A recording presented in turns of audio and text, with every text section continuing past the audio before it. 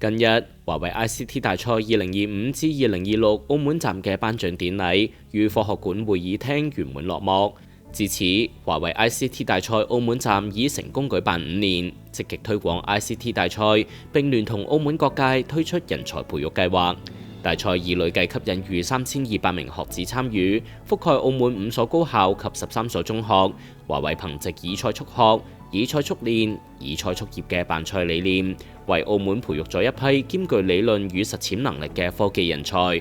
當中，本屆大賽高校組網絡、計算兩大賽道冠軍隊伍將代表澳門出戰4月舉行嘅華為全球 ICT 大賽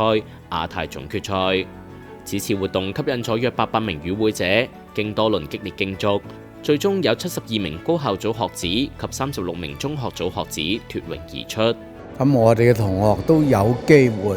去到華為去實踐，對同學們嘅嗰個 AI 技術嘅提高係好有幫助。應該講華為對我哋中國澳門整個 AI 嘅技術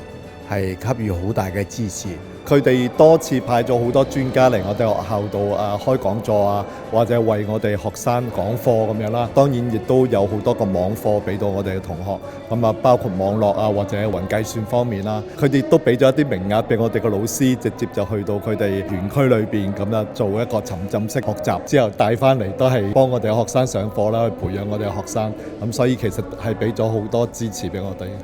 華為咧除咗提供即係軟件支持啦、網上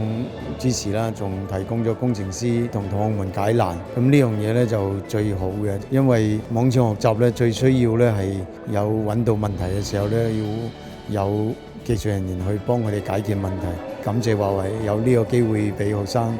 獲得到咁好嘅成績。華為全球 ICT 大賽為學生創造一個國際化嘅競賽交流平台，旨在增強學生嘅 ICT 知識，提升實踐及應用技能，激發創新意識。因為我自己有上一年參加嘅比賽，亦都多謝有2位隊友嘅支持，所以先可以支撐到我走到而家。今次嘅比賽啦，我哋可以學習到好多網絡嘅知識啦，以及我哋提前接觸到好多網絡領域嘅專業知識，可以為我哋未來嘅就業或者升學都有好大嘅幫助嘅。喺今次參加 ICT， 我覺得最大嘅感受就係令到我哋成長咗好多啦。除咗有比賽嘅部分啦，喺初賽同埋決賽前啦，都有1個星期嘅一個網課培訓啦。咁嗰啲網課培訓其實都邀請到華為裏邊好犀利嘅老師啦，去為我哋講解到一啲好專業嘅知識，而且我哋喺直播間裏邊啦都可以去問佢哋一啲有關知識啊，同埋我哋自己遇到嘅一啲問題，對我哋對於 IT 領域嘅一啲成長係好有幫助嘅。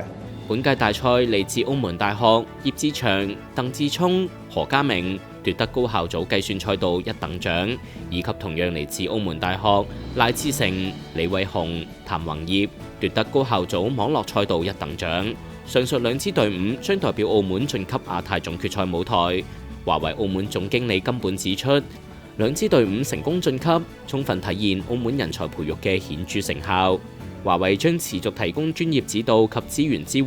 協助澳門青年喺國際賽場上展現優秀風采。未來，華為將不斷加強與澳門各院校嘅深度合作，不斷豐富 ICT 育人體系內容，引入全球前沿科技資源，全力為澳門培育高質素國際化科技人才，